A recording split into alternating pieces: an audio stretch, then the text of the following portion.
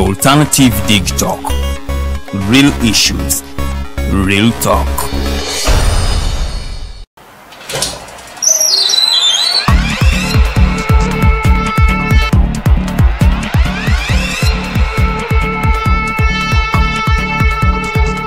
You have got to get up pretty early to go do something.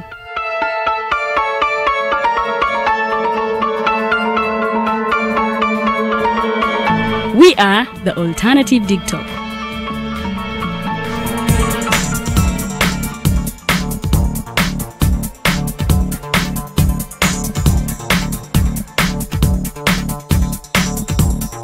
With our mobile studios, we are redefining TV presentation just as technology is setting the pace.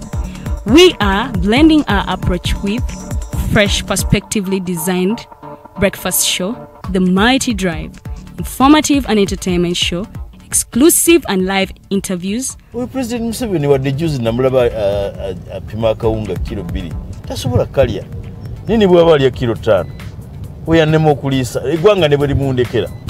Njagala kwebaza the Alternative Dig Talk etuwadde kano ka Mighty Drive era n'abatuwuliriza bonna abali ku mikutu njagala basaba mugendo maaso n'okuwuliriza. All given to you just a click away on your phone, tablet, laptop, and smart TVs. As we are streaming live on our social media platforms, on the road and on the go. We are the Alternative Dig Talk.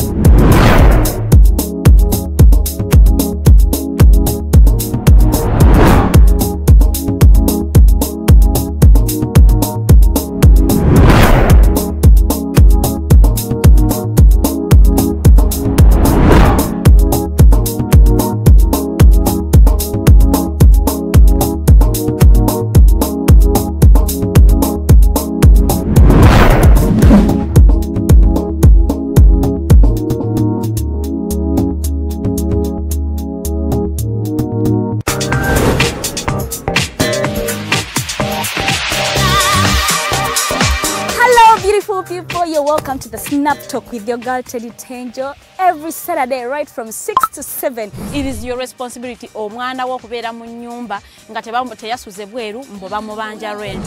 Koyo kulaba abalenzi abo abasajja abakunga butuufu tebabuulirirwa nga babulamu. Towerabira nti tuli wano ku the Alternative Dig Talk mukwano gwaye gwaliye topic kiji wandiyagadde twogereko. Is it about family? You can take your time, look for a job, stabilize, men will come, men will always be there, you will get the men. Bonna goyagala musajja yenna goyagala ojja mufuna. Embaga ketuuke bino bitu byasenga na ojja bafuna. Naye ng'oli asitudde tuyakedde ku macabaga nti nsitudde tu naye nga mubutuufu agambye nti gy'akyali muto. Is it outside family? Is it society? Oh, could it be relationships? Just be commenting a topic yona gyandiyagadde twogereko tujjako tujogera kwano ku the Alternative Dig Talk ku share enganzi the Snap Talk.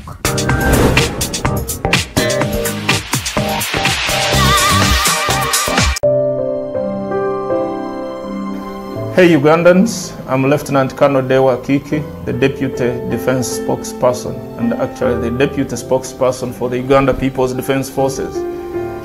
I was hosted on Alternative Dig Talk. I encourage all Ugandans that this is the way to go.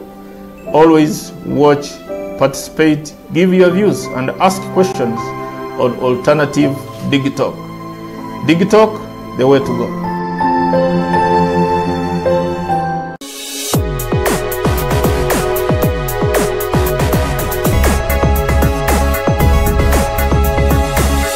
The Alternative Dig Talk.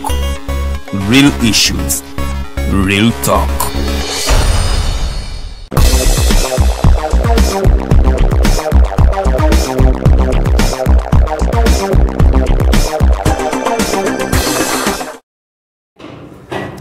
Well, it's a Friday and I would like to greet you all who have tuned in to watch the Voltage Show. My name is Princess Louis de Lilian. Welcome to the Voltage.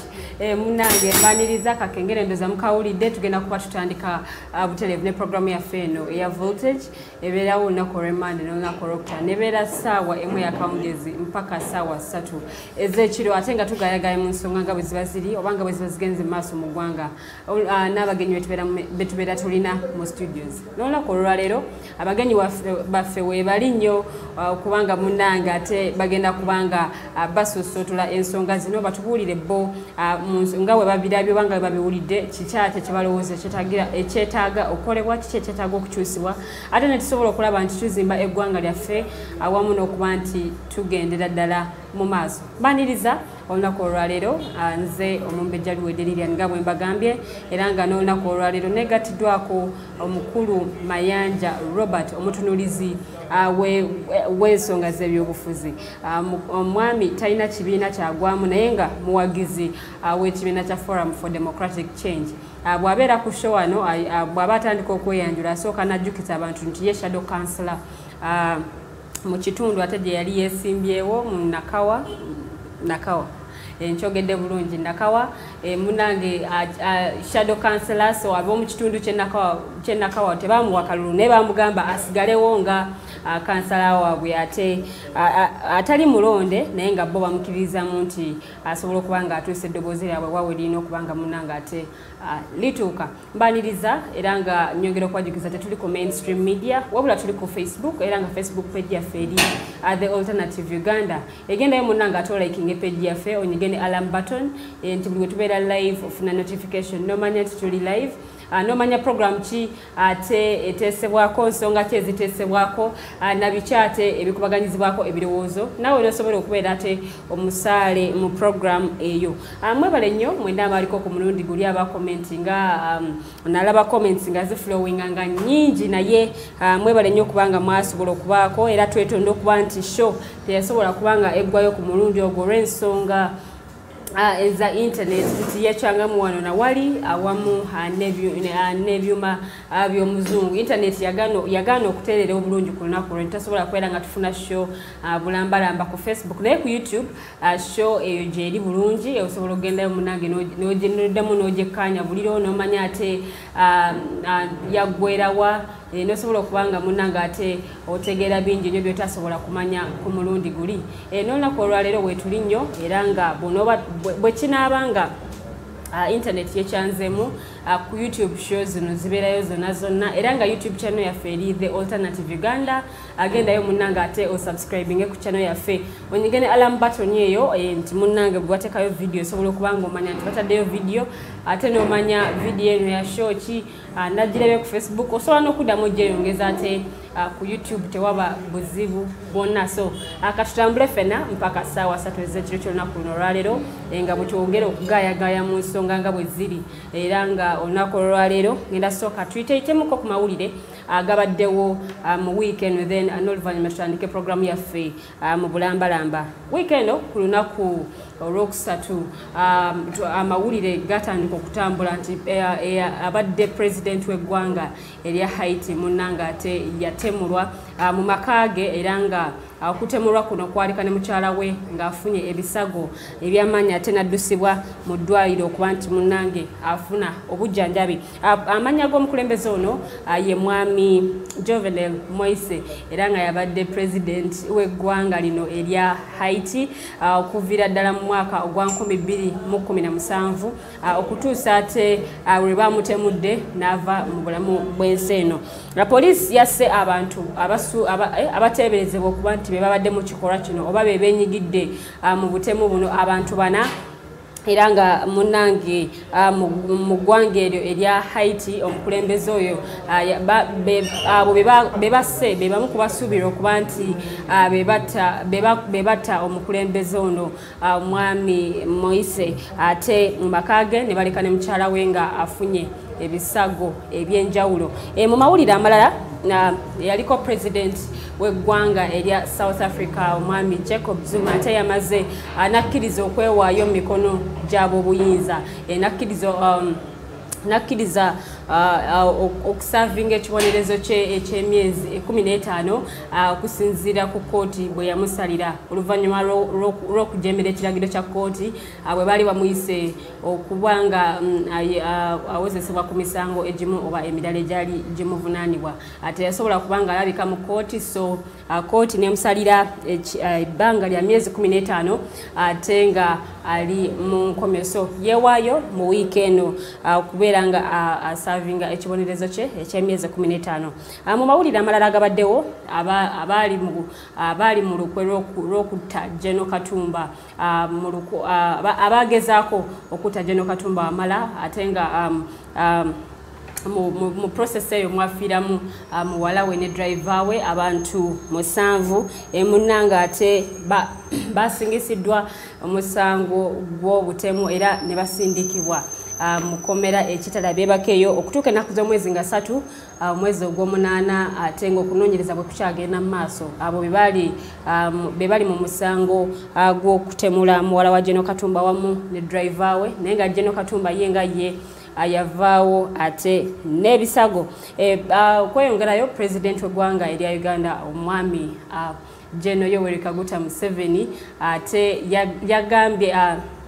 yagambye abakola ku nsonga z'ebyokwerinda okutandika okunoonyereza ku bantu abaali batambuza amawulire ku mitimbagano nga bamubika nti munnange yafudde ayagala banoonyereze ku bantu abo abasasanya ate amawulire amakyamu ate era okweyongerayo yagambye mu wiiki eno era yategeezeza nti mwetegefu nnyo okubanga munnange awummula ate emirimu gye gy'obukulembeze naye akyalina ebintu ebitonotono ebikyamusibye byayagala okubanga ate amaliriza mwemuli omukago amawanga g'obuvanjuba byayagala okusooka okumaliriza then alyoka alabe engeri ate gyawummulamu emirimu gye eggwanga lya South Sudan munnange olwaleero lijaguza emyaka 10 oluvannyuma lw'okufuna obwetwaze emyaka 10 oluvannyuma lw'okufuna obwetwaze era nga president w'eggwanga eryo omwami Salva Kiir yategeezezza nti bannansi basobola okujaguza naye ng'ate bajaguliza waka nga tebagenze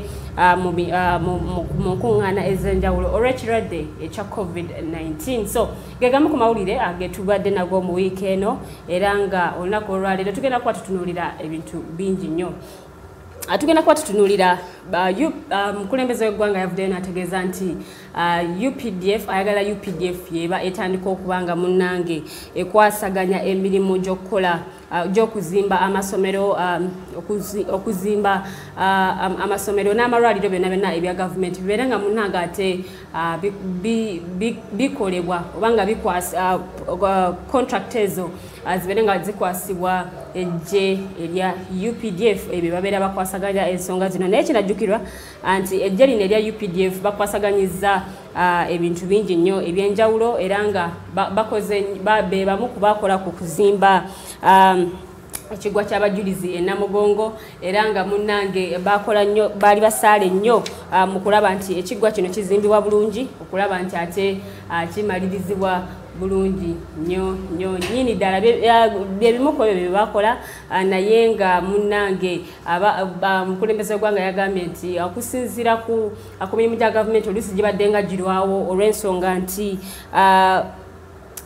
procurement eno ebadde ng'etwala ebbanga ddene nnyo awamu n'ensonga y'enguzi nti mubaddemu enguzi y'amaanyi so y'ensonga lwaki ebintu ebimu projects za gavumenti ezimu zibadde munnanga ate zikolwako nga bwe zirina kukolwako oba oluusi ng'emirimu gitambula mu kasobo naye nti UPDF eno buli mirimu gy'ebadde ng'ekolako ssente nnyingi nnyo ezibadde ate zisavingibwa so twagala kumanya nti kino kinaayambako okukendeeza ku buli bw'enguzi obubadde bufumbekedde mu bitongole bino ebya gavumenti ebiweebwa contracts okuba nti bikola emirimu gino egya gavumenti okugeza okuzimba amalwaliro ebyo byemu ku bibuuza ate byetwebuuza n'ensonga endala ababaka ba paalamenti bavuddeyo nga basaba gavumenti ekwatizeeko ku bantu bano ate abali mu intensive care unit naye nga bali mu malwaliro ag'obwannannyini nti ebisale abamu bibayinze naye olw'okuba nti tebasobola kufuna services zino mu malwaliro ga gavumenti olw'ensonga nti ennamba eriyo nnyingi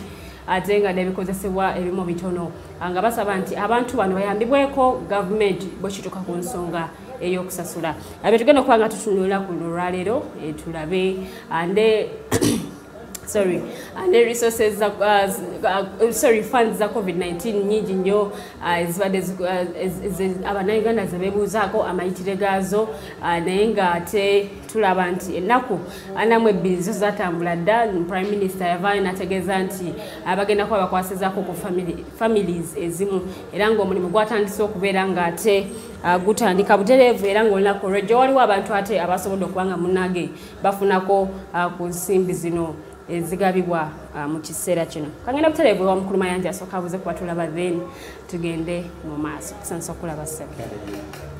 Abatulaba nate akawungezi kolwaleero mbalamusizanyi mbeebaza emirimu netiwaka nze nsobera lwesinga okuba obubi ate bwe tubeera ne bafollowers abangi ane emirimu ebali kulaba internet eri expensive esobola butabasaamu kitiibwa okwereesa kubanga kati oba ogenda gula GBM zisinze 15,000 15 ezo okusinziira ku ntematema ya Nabbanja zikola ennaku 2 ngo ina family y'abantu 7 okusinziira ku standard unit ya Honorable Nabbanja gwe 15,000 zoteeka mu data zirisa family y'abantu 7 ennaku 2 so nze mbalaba ng'abazira mbatya oba mukikola mutya naye Katonda abaddizeewo platform eno ekuze.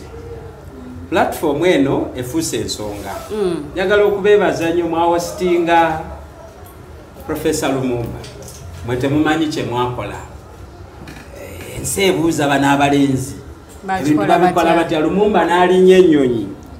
Najja mu Uganda specifically okutuula mu vaani mwe abatini. Because ba Lumumba bawasitingibwa ba Simon Njala. Ba Lumumba bawasitingibwa bakabejja mu media so Lumumba okubanga mwamugye owuwe ne mumuleeta wano ate naddayo nange natyamu waliwo omuntu eyanzize mu inbox yange nanga Mayanja bw'obeera kweri programu zammwe simanyi voltage oyogera nnyo ku basezi oli musezi.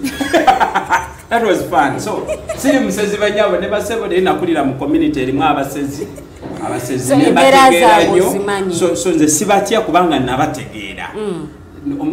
Olabika oli musezi naye nange nali njaga mugamba nti naye kati bino ne bwe nkunyonyola tosobola matira nsuzaamu weeks 2 anti tuseera kiro kati tosobola kuntegeera banyabo ne basebo mbalamusizanyo nze Mayanja Robert nebaza Katonda mukyali balamu bw'oba otulaba kitegeeza oli mulamu kitegeeza nti ogondedde ebiragiro bya World Health Organization o sanitizing nga wosobodde onaaba mu ngalo ne bwoba tolina sanitizer ka mask okambala mwebale nnyo mwebalire ddala n'eddagala lyaffe liri omusawo yekka gwe tulina mu Uganda atanabba ku bantu kiza Besigye yatulagirira likoze bulungi bannange ze buli wempulira ku oxygen sente ze ngamba mwongereemu tangawuzi mu katale gye ziri mwongereemu ennimu mwongereemu so mwebale kwekuuma mu kino ki Uganda ekitali kafaayo mwekuumye bannayuganda omukulembeze abafaako ensonga lwaki muli mu lockdown kubanga yeewala nti mujja kufiira mu Pulezidenti Museveni ayina ente olumba olukyasinza okutawaanya ente kalusu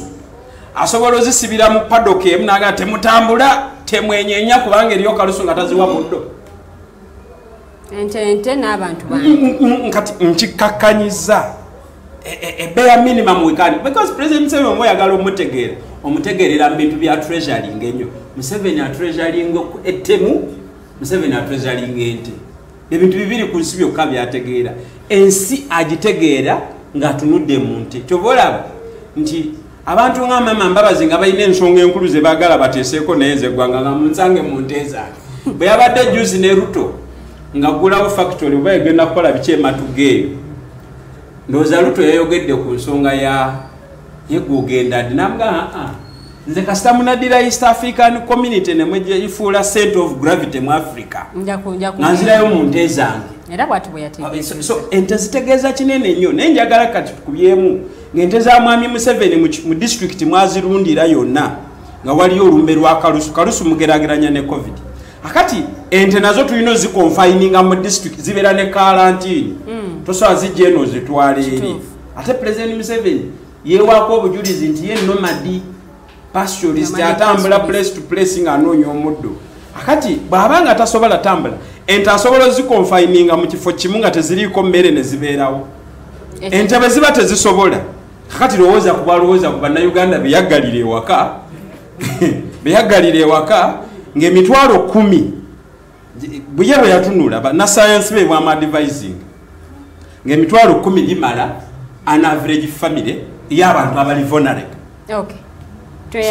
So bannayuganda muli ku lwammwe ne Katonda wammwe naye mululwanya olutalo 20 days we have gone. I think we are managing. Tetumanaginze lwa bino bye baatuteerawo individually tukola kuba wewe oyagala otegeera nti bye baatuteerawo tebitukolera genda kali ku market street olaba abatunzi b'emiyembe naye babagobaganya that's what I'm saying nti bo struggle bagitegeera indeed balina sanitizer balina face mask naye bajja okunoonya ekyokulya kuba bamanyi nti immunity etaliiko mmere oba omala biseera so banoonya ekkubo lino okulaba nti bo beerabirira mu kyokulya yadde gavumenti yabakola bwetu asebo nsanyusa okunkyaza wano nate tusanyuse naffe okuba nti otweyunzeko olunaku luno olwaleero tugenda kusala bukolokolo tudde ew'omukulu Kyaguba Katongola ate naye abuuze kuba tulaba mukulu Kyaguba tusanyusa okulaba nange nsanyusa obbasanga mwebale nnyo gye mutuusizaako engalo wiiki yonna bwetu bwetambudde weekend enkya silwa mukaaga abantu bagende basabe bagende wabasabire mu maka gaabwe mugende musinze nga muli mu maka gammwe abatulabira mu Uganda ne bweru w'eggwanga si mitala w'amayanja naye bweru w'eggwanga tubaagala nnyo mwebale okulaba nti musobodde okubeera naffe bwe biti ebintu ebitambula ekyamukisa mubi nti mulimu abafuniddemu ebizibu naye at least ku luno tetukyagenda mu mbeera egamba nti buli status gy'olaba osangako afudde ku luno kati status osangako abali mu kwanjula mu scientific wedding ezo hexagono ze bakola abakuza birthday abali abafukamiranga bali mu ku engagements so at least ku luno abantu nebo video wakomyewo yes depression nekola ki nekendera mu bantu that's why tebakyafa nnyo oba lwakuba nti batandise n'okureceiving ku message nalabye oweggulu nga bamukubira akasimu halo okola mulimu ki ntunaize ndi muli naga okola mulimu ki nga yagala yogere ddala omulimu gwakola nti ndi wa boda okutuusa sajja bwe yagambye nga nze mu Kampala ambeera wa boda tubakubireko mu ngalo so ebintu ebityo anyway ebisigadde bijja kutereera naye baganda bange ba honorable MPs bonna gye bali nange baninde ku Monday ngenda kuba nteeka empapula zange eza East African Legislative Assembly obukadde bubiri obugenda osasula naye ng'olinze n'emitwalo gyaffe 10 nawe tukukubireko mu ngalo natadde ku mukutu nga negayirira abantu bakuwatiranye yes nakati ndi mukulaba messages nga banterako ow'omutwalo ow'ebiri so ezisuka mu bubiri tusobola okugabananga bangambye wezisuka mu bukadde obubiri ezimu zikube campaign ba minister mu ba MPs nengamba thank you very much ba well wishers mwena bwo mentioning amanya abakuwadde yesimba okuba kansala bamuyita bajeni Eva waliwo omukyalo bamuyita Diana Nanyaza yesimba okuba kansala waliwo omwami bamuyita Otebe Robert weyo Kamocha waliwo anyway to mention but a candidate okuba mayor takujjukidde actually mayor ankubidde n'essimu I was coming here nagamba mbadde njagala nteekeko ebisembayo ziri mmeka ne mugamba no you contribute what you have I don't want to tell you how much yes so ne mugamba gwe teekako zonna zolina so Mayor Bob munaye nange ngenda kwebaza yadde tezinatuuka naye kyemmanyi okulokuba nti otegedde there is that concern I believe you working on it so mwenna abasobodde ocontributing on this cause the manyi the sky is the limit tujja kutuuka bwana Mayanja wana abadde agamba Museveni ente zitasobola kuziteeka wali the moment you hear the word quarantine in animals, meaning tezigenda kutambula from ekitundu ekimu ogenda. Yes. So n'olwekyo eyo current President Museveni gy'asinga okutegeera oba oliawo oba ojagala giteeka ne mu bantu nsuubira kiyinza okulabikira mu eyo embeera. Naye anyway abaafuniddemu ebizibu Mukama Katonda abasaasire ensi bwetyo buli kimu bwekityo ekibeera. President yalagidde aba UCC ekintu kino kirajjanirako wano nga tuli wano wennyini ku Voltage n'engamba those people who are fabricating messages every day here and there they must be recorded, they come to book. Era kyamukisa mulungi President Museveni ali so lenient naye singa okikola taatawo gwe oli mu fabricating that message singa taatawo waali oba maama wo no nga gwe kenyini oli mu kyekolerako ku taatawo ne maama wo nolaba that how people feel ku side yo naye mulebe kuyisanga mu bantu maaso cause being a president doesn't mean that you buli kimu very ofike ku mutwe gwange okoleko kyoyagala because I'm your leader. Era singa nalinze ebimu I cannot tolerate such nonsense. Sola bikiriza era president by his right okuba nti he got bitter yesterday okulaba nti eddoboozi yali kangudde. So n'olwekyo mwe aba fabricating messages I always tell you bagenda bakwata and you start crying nga bano banaffe ababadde mu court nga bagamba simanyi babataddeko enkwagulo simanyi biki that's a small scratch. No, I'm telling you that's a small scratch. If we mubanga yemmwe omwakuba nantunga amasasi nafa n'omukumi ne driver wa Jeno Katumba nga mwagala kuta Jeno Katumba wamala if you're the one that is as adult to me, okay, you still have much. Era kino nkyogera ne bakadde bammwe ne baganda bammwe bakiweereko obujulizi we mbanga yemmwe omwakikola you still have much to answer. Okay, mukutuyanza ne tuyanzege mukulu kyagubanga tonaba kuwumuza wansi kazindaalo process ey'okwesimbawo ng'omubaka mu East African Legislative Assembly process ebadde etya because tonaba kutuuka ku nominations, tonaba kuwaayo papulazo naye process ebadde etya wamu n'ensonga y'okuba nti olina okuteekamu ne ku nsimbi. Of course ensimbi tubadde tujja tuziteekamu buli ku mutenda we twesimba oba weesimbawo kuba kansala kyemanyi Buganda naye akimanyi bulungi bwana Mayanja nti okwesimbawo kuba kansala we paid was it 200 no for you Councillor LC5? LC5, 200,000. I have my receipts. I have the receipts in the car. We paid. Electoral Commission, NRM, I paid 200,000. Then Electoral Commission. Nominations have a number. Yes. I was an independent. So that's this is in that's the bit of being an independent. Yes. Chiri Mupate, that money helps you or facilitate the Electoral Commission. Kubanga tewali kulonda kuliwo kulala, it facilitates them okulaba they carry out the processes. However much this is a by-election, so we give them to help in okutegeka akalulu bulungi ngawe kanabeera sijja kwogera kino because right now we are very many. How many are you? So far we are 6 on. We are but we are taking one position. But so, if you are so far abegwanyiza okusinziira ku recent trends ekifo ekyesimbwako ekyo kiri mu mukaaga, I think that is still okay so far. Maybe because we still have time till Tuesday abamu bakyeyongera okujja. However, me, I appeal to our NRM sec members at this time around to be so vigilant, so lenient, and so understanding, so with the sober minds, or to select who is capable of doing what at this ample time. There is no money. There is no money for us that we are going to give you as sec members. Neither we work with our MPs, but we need to front ekigambo ekigamba nti we've come to serve our fellow citizens. But mukulu Kyaguba, don't you think kino kirina engeri gye kilimitinzeemu omuvubuka yenna yali agadde okutwala ekifo ekyo oba ekifo ky'obukulembeze kyonna bw'oba otunulidde ssente ze muwaayo? For example, how much did Katumba Oyepe okwesimbamu electoral?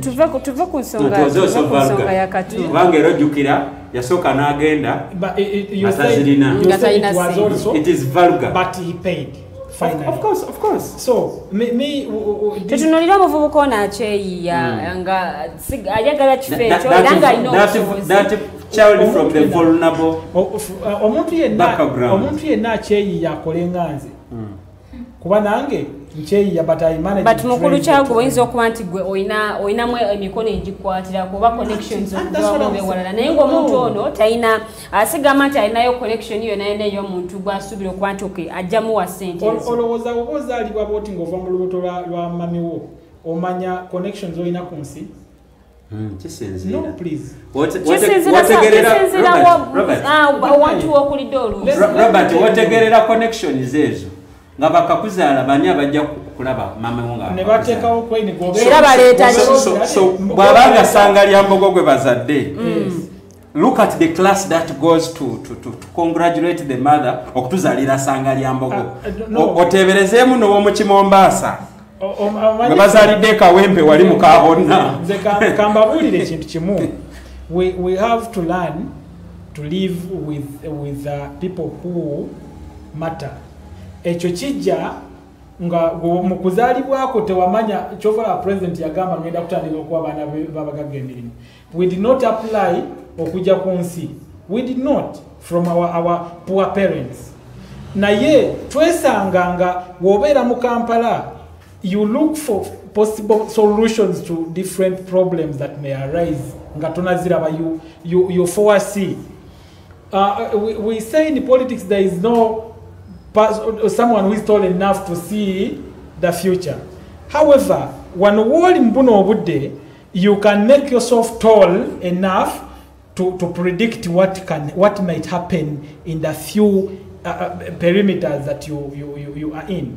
So n'olwekyo nze ngamba nti nze nganze oyo asuubira nti yalibadde yeegwaniza kino ekifo naye nga talina busobozi olw'okuba nti basabye NRM miliyoni 2 akole nganze cause mulimu ekintu ekimu nga kizeewo nga tekisobola kuvaawo right now. However, okukijjawo you only have to do what they have told you to do. So okujjawo kino noonya emiliyoni 2 oziteekemu, you contest through your vulnerable group, if that's the group or the type of people you have. Go to your vulnerable, you request for that mitwalo 10 gye bagenda okubawa if anyway is coming. Mukwogerako okusinzira ku byokuba oyogedde n'engeri gy'oyanjizaamu ensonga yo otegeeza nti atalina ssente ebyobufuzi biveemu. We are not buying people in politics. Not buy to join politics. You do not supposed to buy to join politics. You can join at any point, at any time, with or without money. Not everyone are in politics in a sense. That's the order of the day. Nange singa mbadde nzinze emikono n'entuula ewaka nange mu nyumba oyingiramu temuli miliyoni 2. You get? Naye you have the passion. And by the way, olina okwekkiririzaamu ogambe nti no, I can serve. One, I can manage to okubuuka buli kabuuka ke bataddewo okulaba nti I manage to reach at a destination where I want to go. So n'olwekyo baganda bange bonna abagala okwesimbawo sigamba nti obaki naye you look for possible solutions to different problems that may come across. You may come across okulaba nti you survive either today or tomorrow. So utetunabeere wakano gamba nti naye notandika okwekubagiza olwokuba nti mikwano gyo gy'olina beba abalinga nze nga tosobola kunoonyako mukwano gwalinga Lilian. Kitegeeza we are failing ourselves. Look for a friend who really matter okulaba nti you can be able to maneuver in this world. tuyanze nje mukulu kyaguba byogeddeko zibadde ensonga nkulu nnyo n'ekifaananyi kyotusiigidde nakyo tukyeyanziza nnyo nti bw'obanga tolina ssente oba bw'obanga tolina connections ebyobufuzi sooka obiteeke waggali. Try a cake. If you can't, by the way, that's true. If you can't afford bread, yes, try cakes. If you say education is expensive, then try ignorance. Exactly. Okay. Yes. Okay. Tweyanziza nnyo mukulu Mayanja olina kyoyongerako? Njagala kusooka kwebaza Robert ali courageous, and I am saying this as a member of the now generation politics. It is incumbent upon us to shape that kind of environment that we want. Madam Musubira nti agenda kugetting strong conditioning, because there is no justification. No, a minute. There's no justification for this of an institution as old as the NRM. I would accept Singe, but then no. Because they are struggling to put up systems in place. I want to imagine that a party which has an electoral commission already in place, which has that kind of rich experience in managing this kind of things, by now, I mean, Teriandeva does exorbitant as this. But not Robert, let us. No. By the by-election, which is it is when they were setting up that organ, they knew that even by-elections will happen. So let us not try to beautify a dead body. To normalize. Monetarization of politics is some kind of a segregation. It leads to apartheid. Those who get free money, those who have access to money without restrictions, they are given a very fertile ground to remain controlling politics. You know what it leads? It breeds politics void of ethics, where thieves run the show. So as you are aspiring to be our member of parliament in the East African Legislative Assembly, ng'ogasseeko biri ebirala bye twogeddeko naawe nange byenzikiririza ennyo, of which I have confidence that you can articulate them at the floor of the East African Parliament. Kindly, I want you to resist and join the crusade of demonetizing politics. You know, this is an in-house affair. You pay 2 million to the Electoral Commission. I've also had you pleading with the SEC, the NRM organ which is going to choose the flag bearer.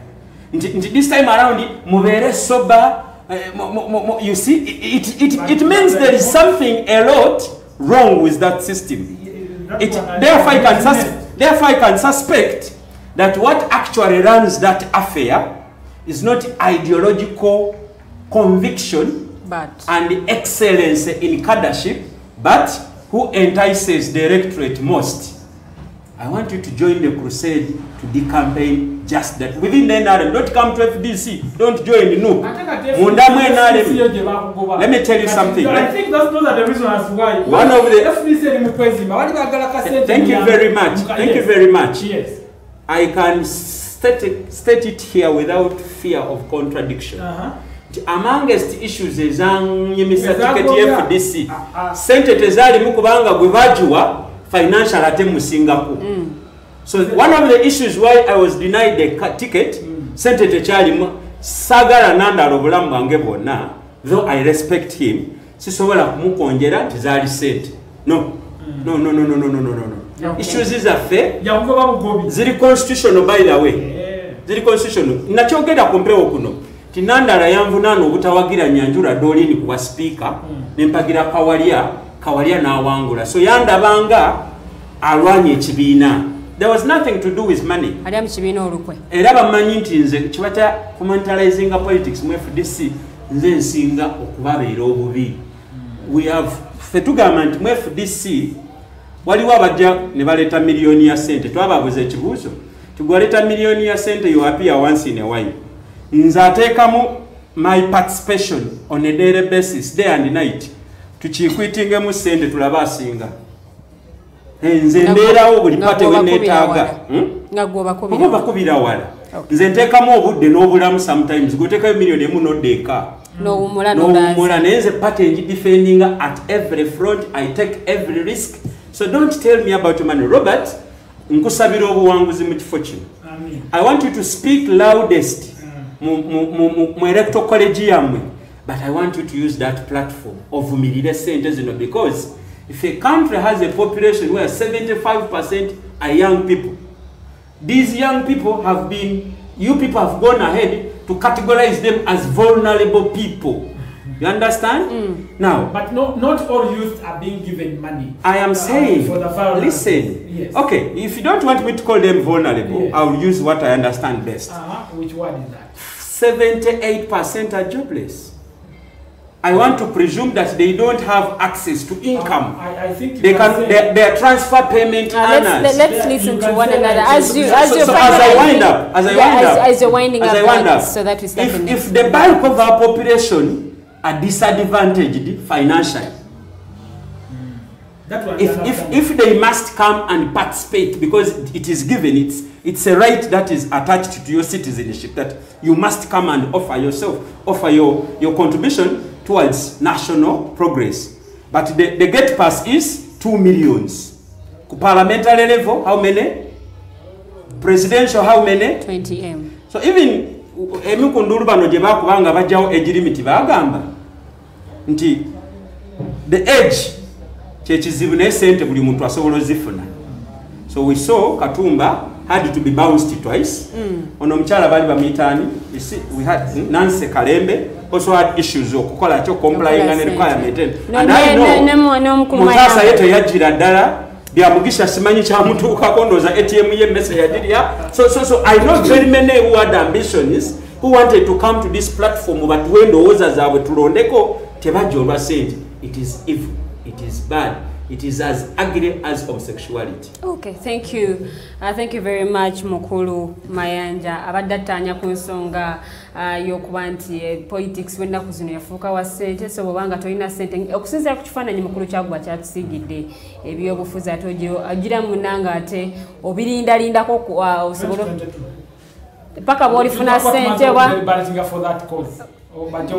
paka bw'olifuna ssente oba paka bw'olifuna connections ezikuyambako okusobola okurizinga ssente ezo zebeetaaga munnanga ate ojja okusobola okulaba nti okomawo okwenyigira mu nsonga y'ebyobufuzi by'eggwanga Uganda. Yoyo Mukulu Kyakuba tuwadde endowooza yawamu ne Mukulu Mayanja ategeezezza nti munnange tetunomalizinga bintu ensonga bw'ebanga mbi tulina okugyogerako nga mbi, era n'ayongera okusaba Mukulu Kyaguba nti wabanga awangudde akozese eddoboozi lyo okusobola okulaba nti alwanyisa ebintu nga bino okulaba nga byeyongera okubanga bigenda maaso mu ggwanga, because birina engeri gye bikosaamu abavubuka abato ate nga bwe tuba tutunuulidde population y'eggwanga Uganda ennamba esinga y'ennamba y'abavubuka ate abato. Tugenda kubatandika okudiscussinga ku miramwa gyaffe gye tulina olunaku luno olwaleero, era nga bwe nabategeezezza mu ntandikwa nti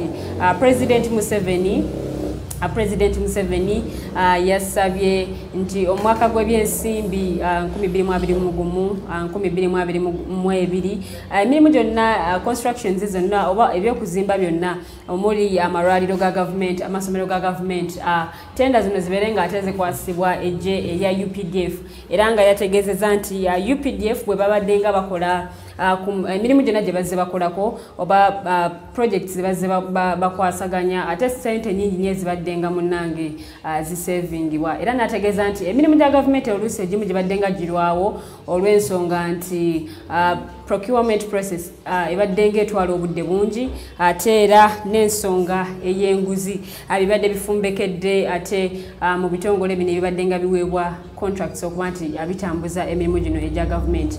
Naye nga ekibuuzo ekikulu era ekisooka kwe kuba nti omukulembeze w'eggwanga kino kye yayogeddeko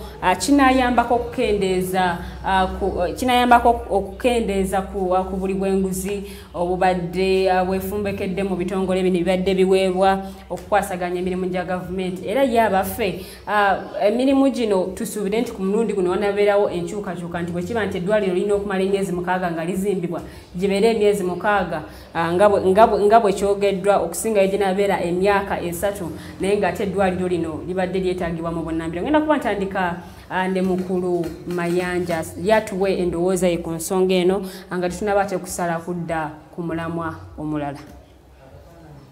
President Museveni katyanga ntandiko muwulira abadde ayayaaniranye era akoze butaweerwa okubeera n'ensi ey'abannamagye. Yakitandika eyo mu gy'ekyenda ng'aga nti buli mwana ayingira mu ssomero asooke mucaka agamba nti amagye galeeta disipulini, amagye galeeta abantu abali vision oriented n'ebifaanana bwe bityo. Bannayuganda ne bateeka ekigere ku ttaka akyali nti bw'oba ogenda kukola P7 sooka Kyankwanzi, senior 4 Kyankwanzi, oyingira university Kyankwanzi. Abantu ne babigaana bayisibwemuko era ne babikuba. President Museveni afaanana n'omuntu gye n'omuntu gwe yayogerako nti ze long distance runner tapapa. Bwe kimulema olwaleero anoonya opportunity endala n'akikomyawo ng'akitee packaginze bulungi kiyite. One, President Museveni aleme kutulimba okuddira obunafu bwe, because when he laments, this is lamentation. When he laments about delays in procurement, nenga abakola ku procurement abasingamu obungi aba appointinga not on competence but on bakita batya mu luzungu. No mbagira nkuwe mu Luganda tekitegeeza. Museveni bw'aba akola appointment 1 mwana wa mukwano gwange twalwana naye those are the qualifications. Kati technical experience or competence, it has never been a qualification nga Museveni, a consideration nga Museveni agaba obwaki agaba obukulu. Yensonga lwaki kiwanuka a celebrated legal brain ate ali under Nabanja former cleaner tenant mu office ya RDC nebirala naye okusinzira bwakola inaku zino. No. You see, Ugandans we are naive people because sagala kwesa Dr. Besigye yakozesa kiri kyali agire era omubaka omu emukono ya mulumba namga nedda tubimanyi neto bitugamba. Okay, I want to use we are naive. Why we are naive? We pay a lot of attention ku bintu ebitakola makulu ebikola makulu entukola ki. I want to discuss Nabanja later on, but I want to drive my point. Fena tulabe incompetence ya UPDF mubba mwenyini munda byakutaga teyali mu bulizi wanjiti abagula ennyonyi ezitaliko helicopter ezitaliko biwaawatiro tebali babazi. They were army officers. Abagula engato za UPDF nga zonna za kono nabo baali tebali ba boda. So the military in Uganda is not immune. Kiki kye bakoze ne bamaliriza abakola Namugongo Shrine project ebe bagirimu. Namugongo Shrine, that is a different business. President Museveni mukawefuwe okwavuwaza abantu adidde wanga muzino procurement mu government procurements ne contracts omuntu wa buliyo gye yabadde asigaza omukisa ogw'okufuna ku sente. Museveni kimuluma Mukama yanja kafunye contract erimu oluguudo. Zino technicalities ezidelaying sa contract kino kye kizireeta. Nakolanga ne dot service nga bazimba nguudo. Company eyo bananyiniyo nabo mbamanyi so bateeka kumpewo basiye banzaala. Now bano bebagaya aba procuring oluguudo nga alubawa mwana waabwe wakitegedde ba chief executive officers ku zi district ne mu zi ministries, those technical people appointments zaabwe ziva walala. Teri yasaba kifo ky'aba permanent secretary babi advertising permanent secretary Ministry of Health kyali advertised bakulonda bulonzi bakuleeta iso nekuvetinga naga nti bwe twakunonyereza omusaayi n'omulandira yoyo kada ajja kukola ategedde now bw'ofuna omulimu ono permanent secretary oba chairperson wa contracts committee oba ki alina powers endala zakola ki zavunamira nja kukozesa example ya KCCA Robert Kyaguba nakugamba ti director wa revenue omu kubali ku KCCA mu kisanja kya Jennifer Misi yadduka emisinde ng'alina omunene amuwa orders nti kwata sente zino oziwa abantu bano linambuza nze accounting renta you are incompetent twada onojuze yafira mu accident director physical planning nga wa senior 6 chokanga mu mateka ga KCCA to be a director minimum qualification masters. Now you can imagine one in charge of physical planning nga wa senior 6 nenga ya inoko okushowinga building permits nebifanana bwe bityo. So the incompetence and the delays ziri systematic teziri immune ku UPDF. Nzenze ndoza nti Museveni lwachi atuyingiza maje. I want to see ani ali in charge of engineering mu UPDF. Banga batumwa contract tuzimbira luno lugudo lwagala okuva ebusi ya luje olulinga northern bypass olupyolo. Kati bwe tunabeera kamanyanga tumulete mu public accounts committee. Anyonyo. Ayambadde enyota ze nebitoje ebimyufu. Nze ndowooza ti Museveni gyayagala okavoidinga kubanga luli babadde nga babba nga tubamanya. IGG n'abakolako ki? Kakali ne bajja mu parliament ne tubakunya yadde tetulina kye tubakola naye okubaswaza nga njagala okwebaza omubaka parliament n'amanya gese nagategere eyanteeredde atuyine ku kikaliriro nabuza yanyona atubye. Now Museveni wants us to nako tukatuveeko kubanga njogedde wano kyamaje tegali immune nago gakola emirimu egiri zigizaga gomanyi contract y'okuzimba eddwaliro embuya bagikola diriwedde era UPDF liwedde terina bakugwa naye linatera okuggulwawo nze kugamba liri outside schedule ojukira kisambe cyali kunya amajebe gabanga genda ojukira kisambe cyali kunyanja na Lubale era bano benyini bibali abasale ebyo n'aba scout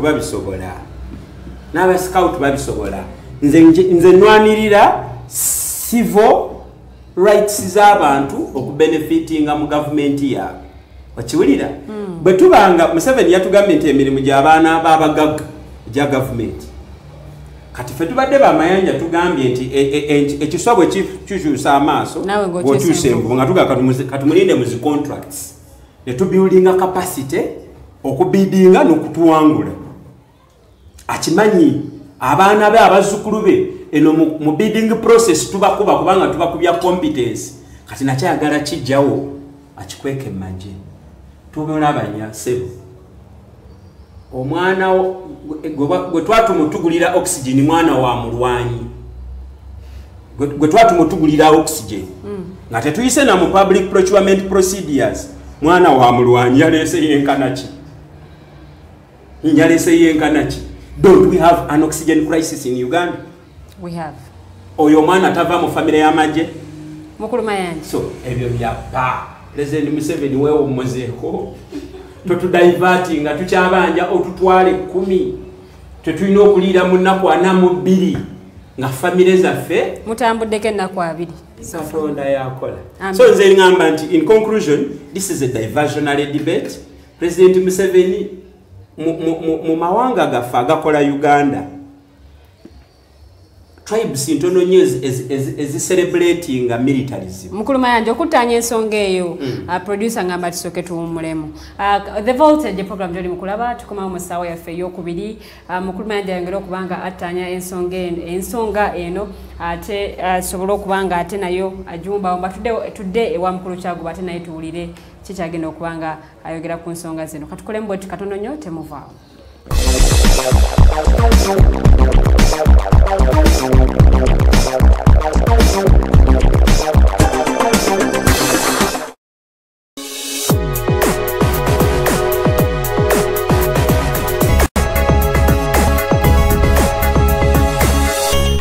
Alternative Dig Talk.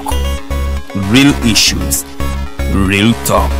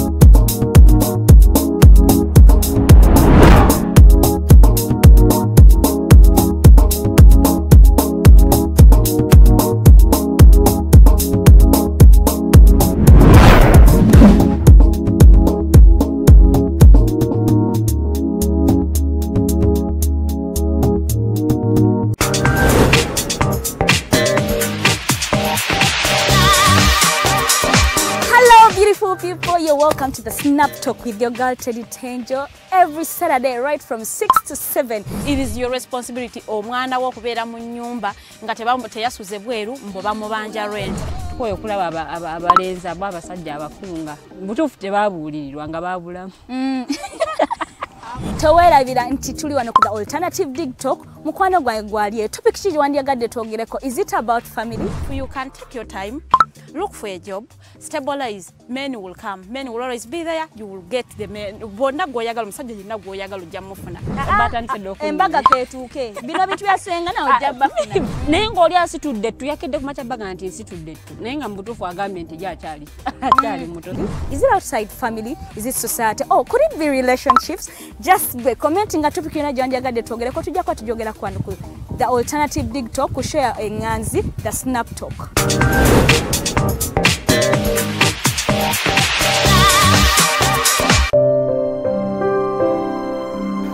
Hey Ugandans, I'm Lieutenant Colonel Dewa Kiki, the Deputy Defense Spokesperson and actually the Deputy Spokesperson for the Uganda People's Defense Forces.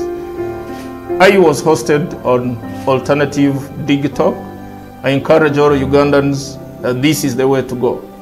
Always watch, participate, give your views and ask questions on Alternative Dig Talk. Dig Talk, the way to go.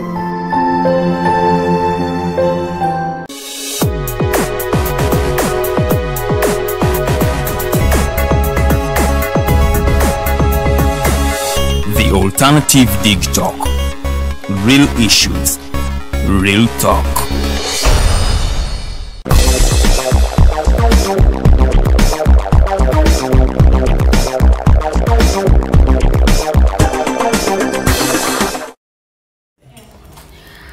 Welcome back from that commercial break. It is The Voltage. It's hot, it's packed, informative, investigative and inquisitive. That is The Voltage for you. My name is Princess Luwedelidian and in the studios today we have Mr. Mayanja Robert as well as Mr. Chagwa Katongole Robert. Tubadde musawa ya feso senga twogera ku nsonga ensonga yokuba nti mirimu gy'okuzimba amasomero ga government awamu n'amalwaliro ga government tenders zino omukulembeze w'eggwanga yasabye zibeere nga ate ziweebwa eggye ly'eggwanga erya UPDF erikola ku nsonga zino ate ez'okuzimba era nga UPDF Engineering Brigade omukulembeze w'eggwanga yasabye babeera bakwasibwa tenders zino ez'okuzimba ate amasomero gano n'amalwaliro gano munange ate ebya government.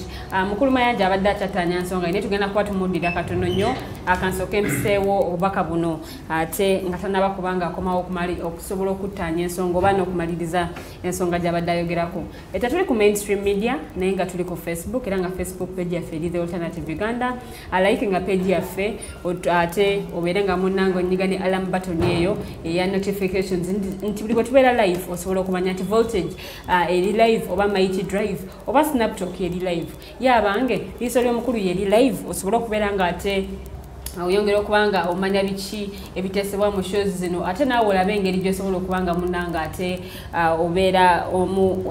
obeera ozigoberera era omanya biki ebiteesebwako naawe nosobola okubeera omu kubateesa ate mu programs zino era nga ne ku YouTube tuli The Alternative Uganda gende omunango subscribe nge ku channel yaffe onyigene alarm button ye ya red batekayo video sobola okumanya anti video ki gye bataddeyo era show ki ate gye bataddeyo ayagala okulanga naffe omukisa weguli nnyo mu kiseera kino edduka bunnambiro oberenga munnanga ate olanga naffe mu kiseera kino ate nga abantu bali waka obudde obusinga kati babumala nnyo ku social media ate nga ffe wetuli okuba nti munnange tuweereza bannayuganda nga bwe tweyama okubanga ate tukikola Alternative Digital jangu munnange olange naffe ofuna olange naffe mu shows zaffe ez'enjawulo munnange akalanga okukazanyibwe ate kazanyibwe ate oberenga munnange abantu business ogiba kuba mu maaso basobole okumanya bo bakusangawa yo omugalo bwe guba guwedde abatandikirawo okunoonya ate services munnange ate zogaba basobole n'okumanya wawe bayinza okusanga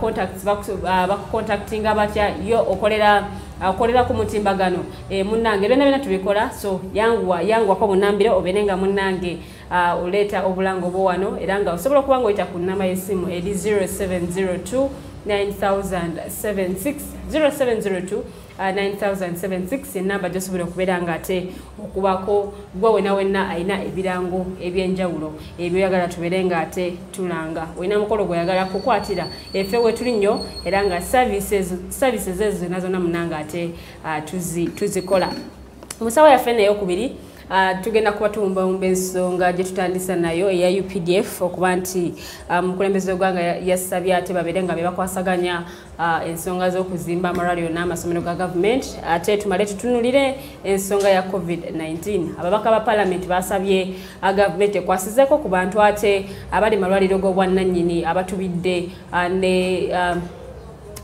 abatubidde ne bills z'eddwaliro munnange okubakwasizaako kubanga abamu ku b'ensonga ezibatwala amalwaliro gano ag'obwannannyini kwe kuba nti oluusi services ezo tebasobola zifuna amalwaliro ga gavumenti olw'ensonga nti omujjuzo mungi ate mu kiseera kino ekya COVID-19 era nga basaba nti babakwasizeeko ate ku nsonga zino ez'ebyenfuna naye mukulu mayanja kasooka tanya ensonga ye naye nga tewerabira musawo yaffe neyokubiri osobola okuba butereevu mu studio zinobuuza ekibuuzo mukulu mayanja n'abeera nga ate akuddamu bulungi enamba y'essimu eri 0789 017145 0789017145 yenamba ya studios gyosobola okubeera nga ate okubako naye katudde wa mukulu mayanja tanya ensonga then tugende mu maaso sirina nnyo kingi kyakwongerako for me President Museveni project ye y'okwongera okutusembezaamu amagye gafuke ga bulijjo tutandike n'ogatendereza nti ge gatuzimbidde amasomero n'amalwaliro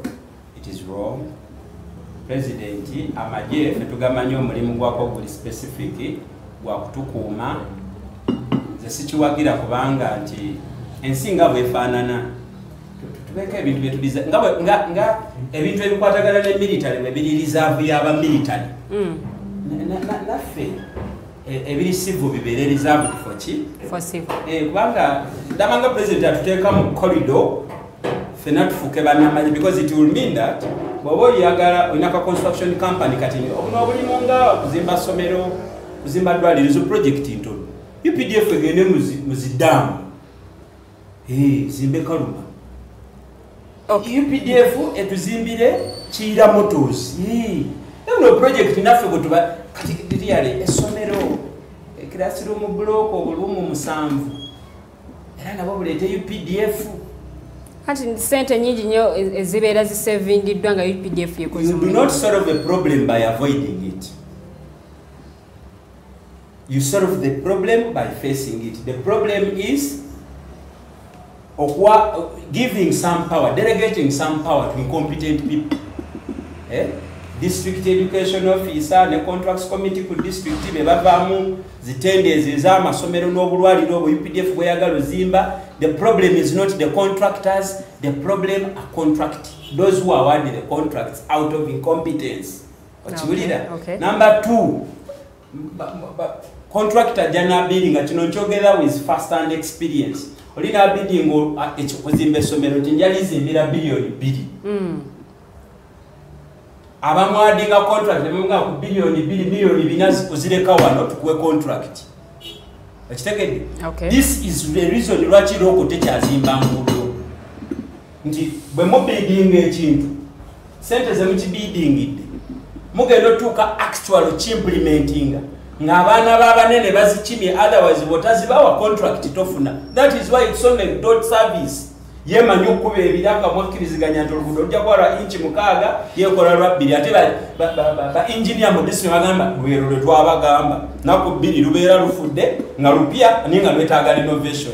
So the problem is not the contractor, the problem is that intrinsic system. Nze gye njagala oyita ideology y'NRM ey'okwemployinga ababbi ey'okwemployinga abantu abali incompetent, therefore ne bakola services eziri substandard. Okay. The solution eddagala lirimu president aleete militaristic approach ku buli bw'enguzi. Naye so si kukidivertinga akijje ku level 1 akiteeke ku level 4 akinafiireyo, still the corruption is going to fall you up to level 4. Thank you. Okay.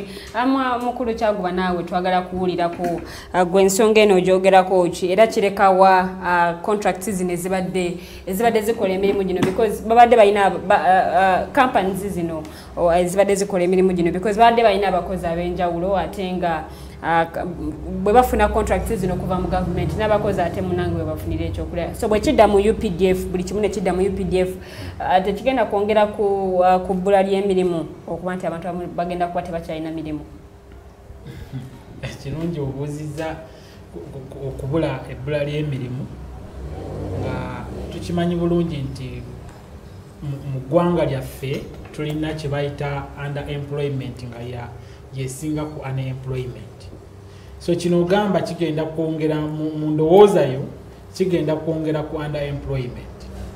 Naye era kiyinza n'ocreatinga unemployment kubanga mulimu baganda baffe abalinga basoma economics nga mulimu causes of unemployment simanyi bottleneck simanyi bintu nalinga munda eno mu biology naye nga tuwulira abayayinge gye babyogeramu nga tuseka bottleneck kyeki naye nga ekyo kigambo kiri causes of unemployment. Bottleneck unemployment nga gyekiri the type of unemployment I think ng'omuntu bakuggyako ng'ekizimbe kiwedde nodda awala nga enkeera togenda kudda wano ofuuka unemployed oba I think that there is a type of unemployment which bottleneck unemployment si eyo bottleneck unemployment kwe kusoma okuvuga ebizungirizi mu Uganda we bitali. So kati wano wogamba nti leero ekizimbe kino kiwedde olina kuddamu kunoonya kizimbe kirala structural unemployment. So kati be bano abannayuganda kye bagenda okuddako naye ekintu kino president okule ogamba nti balete amagye gabeere nga gasobola okubeera part mu kuzimba. Yes, that was started. It was started in 2011. Actually, it was started in 2007. Then by General Ronda, then the implementing way mu 2011. Awaliwo General Sabit. It was a Major General Sabit. That I think. No. Njali jukira by then. Na ye. It was its major aim. Abasirikale baffe abasinga abali mu engineering brigade bali basomye engineering as a course. Nga bazimbye divisions ezenjawulo, bazimbye houses abantu mbasula. Actually before Sudiro okujja n'okuzimba embuya amagye gaffe gali mu kuzimba, then Sudiro nayingira atuyambeko okuzimba that same building. Mulimu ebintu bingi amagye gaffe not only ogenda mu nsiko. However nti ekintu kye bamanyi ekisookera ddala ng'omunamagye kyovula Mayanja abadde akyogera nti bamanyi bulungi omulimu gw'amagye. Omulimu gw'amagye kugenda kulwana naye kati right now tetulina ntalo. Ate amagye gaffe they are senior officers, even junior officers abali eyo nga they are educated nga they can as well basobola okujja ne bayingira mu services za public service ne bazimba nga bolaba However, they can also compete with the public okuba nti bateekayo okusaba kwabwe okufuna contracts nga bw'okyogedde. That one I agree with you. Basobola okujja to compete with the contracts committees ne baba contract ne batandika okuzimba. Naye looking on the other side therefore nti bo banamaje baffe they are not so expensive to maintain. We know them. They are not so expensive in comparison with in a comparison to civilians. What do you mean? What do you mean? But civilians baffe bana Uganda bano when you look at the side of patronage, they are not patriotic. Atenga amajega gali patriotic. Bakola ekintu ngabo so those who procured us junk helicopters are more patriotic actually than the civilians who are struggling to build a process. You know, a process whereby you go into something nga tewakisoma kubanga yenna gw'osuubire yagenda ogula ennyonyi. I don't think whether he was a captain. There are two things which applied here. There was a genuine report which led to approval of procuring a specific category of planes from a certain investor. The problem we had, I think, let me be protected. I think the problem we had by then, before, nti mwalingamu procurement processes ezali zigenda maaso nga the procurement officers are not learned enough to do the procurement process. Ng'omuntu agamba nze kino nsobola okikola as you may come here nogamba anze nsobola okugula flasken tomanyi the vacuum eri mu flask munda for you look at the outside notamanya how to test whether the vacuum unti osobola okwatako noteeka ku matu n'owulira nti esobola webanga tewogana ng'omanya nteri mu kituli. So you go buy something nga gwe tomanyi ki ekirina okubeera mu kintu. Kwanza wembeera wano Robert waabwe simanyi nnyonyi ki kyeyeetaaga okuba nti ogigula naye neveeri neŋŋamba okusinziira nnyonyi zendaba mu Uganda nga nagituula namuko nange mumpe sente nsobola okugenda neno nennyonyi eno nengireeta mu Uganda. I think that's where the problem was, but right now we rectified that. However much we apologize to the nation that there was a mistake that was made by then and sente z'omwi w'omusolo ne zifiirizibwamu, but after coming out and apologizing as some people do every day nti akola ensobi ate mistakes are for human najja ne yeetona nagamba oh please I think I will never do this again. Our officers, one, kyengambe they are not so expensive to maintain as compared kubano ba civilians abavaayo buli kimu ng'agamba bamanyi n'okweyawulirako. Omusirikale bw'omuyita n'omugamba you made this ng'amanyi nti is a junior ategeera bulungi agamba ekituufu nakoze ensobi era gwe wabadde ontumye ogenda okukola kino naye owa civilian amanyi n'okuyimira n'agamba his excellency we bought bitanda 13 nga wanganda emitwalo ena mu 10. That example doesn't apply because it applies. Museveni bw'amala okubeera disgusted by such a remark, what did he do? We are all rectifying. We are all picking a point of how to rectify what happened and who made the problem to happen. So nze kyenkugamba nti oli eyayimira n'agamba nti his excellency trouble ebitanda 13 n'agamba why there was a long queue. That was the reason. Now nze nkugamba our army officer wagamba nti his excellency trouble ebitanda 13 why tasobola kugamba there was a long queue. Akuwa reason eri genuine nga nawe omusirikale muno ogiraba nti a genuine reason era waba kuwadde answer etali ntuufu amanyirawo nti agenda ku mabusu there and then. So n'olwekyo that's why I'm saying these guys, our soldiers, ate basoma, they educated, they are seated there without doing anything. Kubanga webasaana okuzimba nena bana offices aba civilian baba basoma but babbi obubbi bungi obubbi buli Uganda ni n'aba UPDF babbi that is why bana Uganda Lilian netugamba Lilian genda ozimbe ekkuba eryo era olinda Robert Averia supervising who appoints these people? No, they get contracts and they exaggerate Robert but these army officers yagenda okutuula mukole naye nti eryakubo kuva this junction okutuuka ku Kansanga Road tulyetaaga libe nga liwedde within wana wayakyabadayogera nti eddwaliro lyembuya lyagwa. What was in the memorandum of understanding with the government of Uganda okuzimba eddwaliro, and who are the contractors first of all to bring in the army officers to build? Who are funding? No, the funders. It is an army hospital. But who are funders? You wanted it to be built by the Catholic Church. No, you look at the funders first. You look at the funders first, and how often are they bringing these funds to facilitate the building? No, it is the same story. No, contractor. Robert,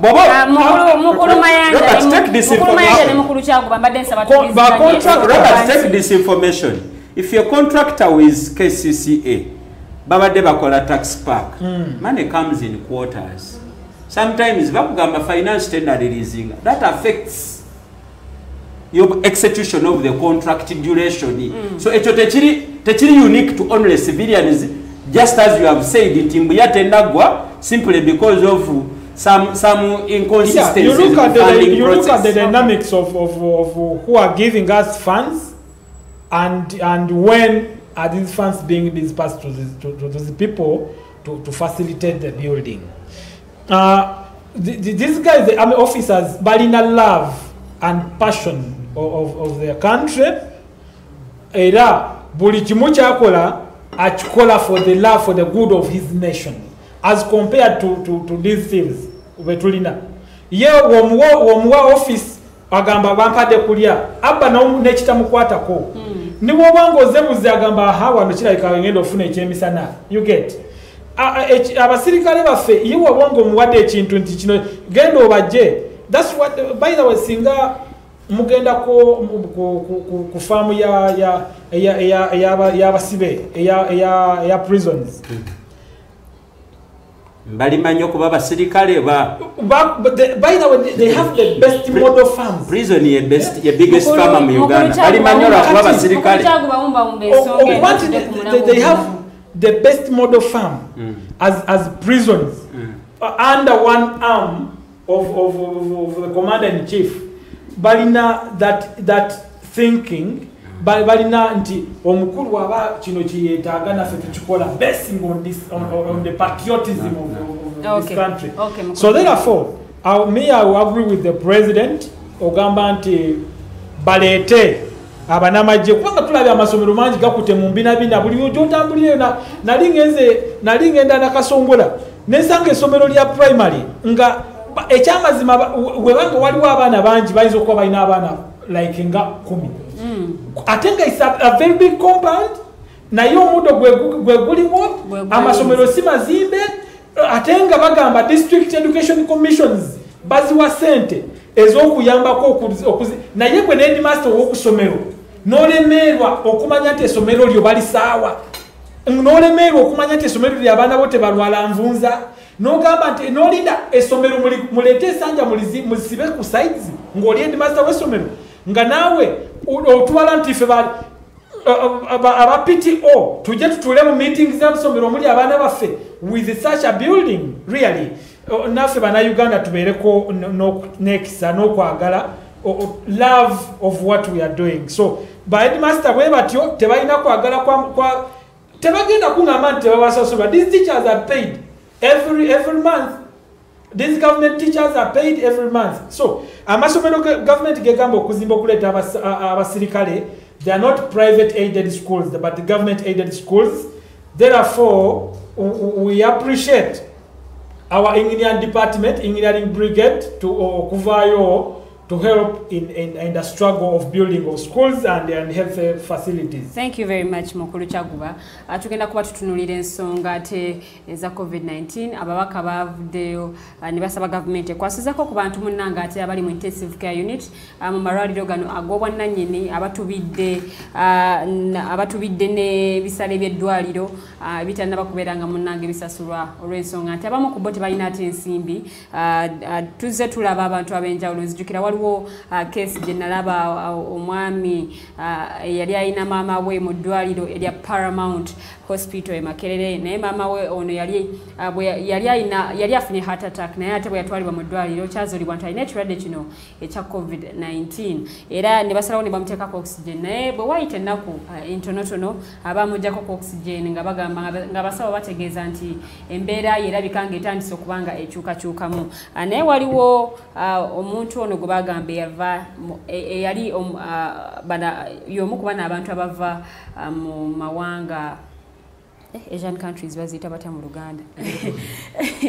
Okay. Ava mu certain Asian country naye nga yali azze naye kubanga afuna obujjanjabi naye munnange omukyalo ne bamugja ku oxygen ne bagiwaate omuntu oyo naye ate ebyembi abawayita ennaku ntonotono omukyalo ono ate nassa omukka ogw'enkomerero naye famire baagana oggiwa omulambo olw'ensonga nti baali bababanja obukadde 31 bwe baali batalina mu kiseera ekyo era ne bagaana okubawa omulambo naye ne bagezaako okwevumba akafubo ate ebyava mu kafubo ako kwe kuba nti eddwaliro lyasalawo batwale omulambo naye nga tebasasudde yadde 10 naye nga waliwo okusika omuguwa wakati wa family ate n'abeddwaliro naye nga munnange sibeebo bokaboka abantu bangi nnyo abazze bakaaba abazze bemulugunya ku ngeri amalwaliro g'obwannannyini gye gabigikamu ebisale bino ku bantu ate abajjanjabirwayo ekirwadde kino ekya COVID-19 so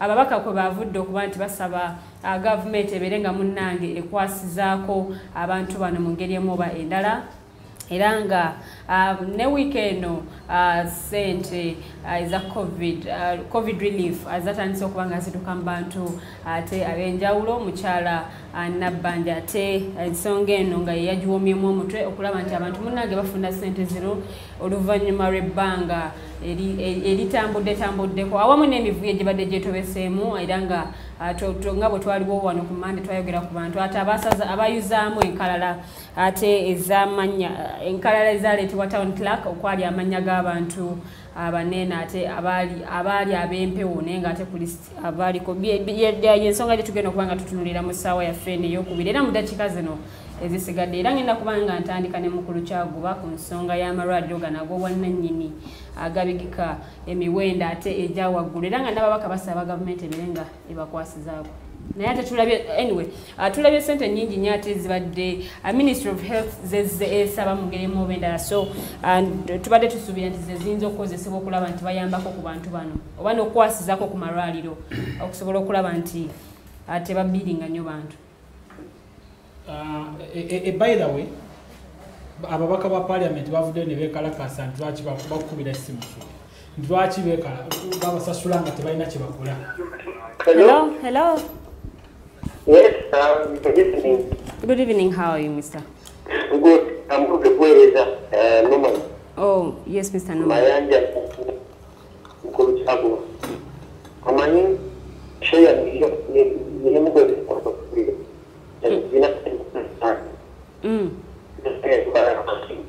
mwebale nnyo kubanga mutulaba ndagusaba Kyaguba ategeeze banne ku bintu bino wammanga ddala nnyo abantu abatali balungi ku miwendo okimanyi ku mitwalo 10 baziwa pa household minimum nkino household gabe amaka agamu galimu abantu ekitono nnyo 5 nabwe abantu 5 ku nnaku 4 oba balidde 12,500 2,500 nkini babeera balina okulyako ekitegeeza buli lunaku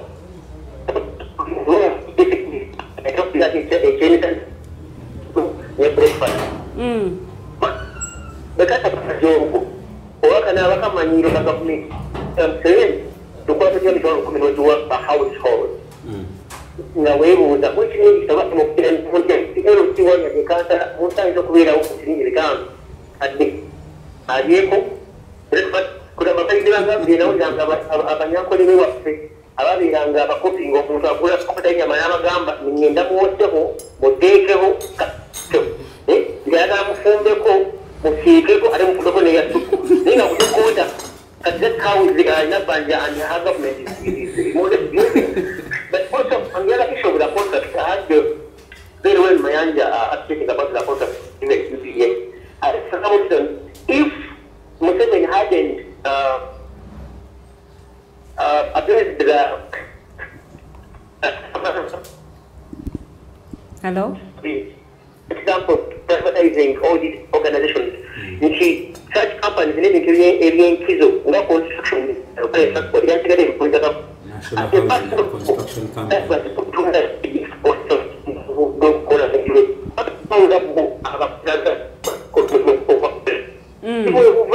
bakama baabo kubanti bayinza okutwala omukisa ogwo nga bakozesa ate okubaseeti wakidosondola nabajaziika muki wanaziaproductmasomero ga UPDF ndabye nga abantu abo badiba balasi nabanga bakonstructinga balasibo amasomero n'ebirala eriko leadership nti bo bayinza kuba balina goodwill ekola bagenda kukola balina buddi bwa mu field naye ate on the other hand also it has become a norm that Muhammad anyumirwa buli sekta abamagiyeko yabalinaabantu okwate kukulotera greton ayagenda bwabwe bakukangatisha balinga ba UPDF era commissiona alina buno bulanka n'obwokukitogi oyitogamba kano so ogenda mu wildlife authority ate ebisolo nakinatabawe mu game park nabeera green yomu ogenda mu civil aviation authority airport enyambala yenigeri nga maye mukulu Museveni gyalookingiraawo era ndowooza lwakuba nti nno mutamulemekeza nga ne parliament yaliddeero uniform yambala green yambala madowadowa so awo eri bwe yalookingira kyanaku naye mukimanyi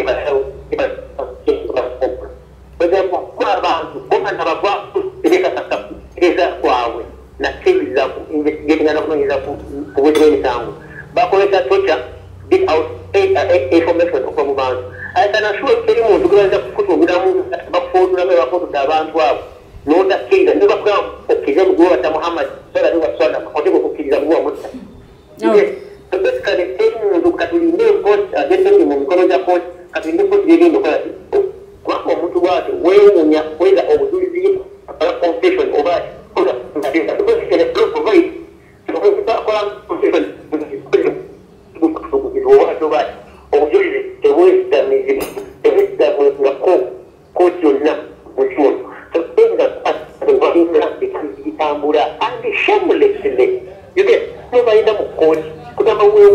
endowooza y'abasajja katibaokubaolutani mututtu akwata omusanvu guno okutuuka ku leveeyo naye yali olakubajjenga okubaombera ne mutu bitayinzawo tegeta abatraining abeera y'omu so for me there is a lot to be done but also naye bannaddiini baveeyo obeera okundala kulya akampo bannaddiini banguwa agula amataasi naye babyo babyogeddeko ki bali awo okay tweyanziza nnyo tweyanzike mukulu nomani webale nnyo okubeerako Angola.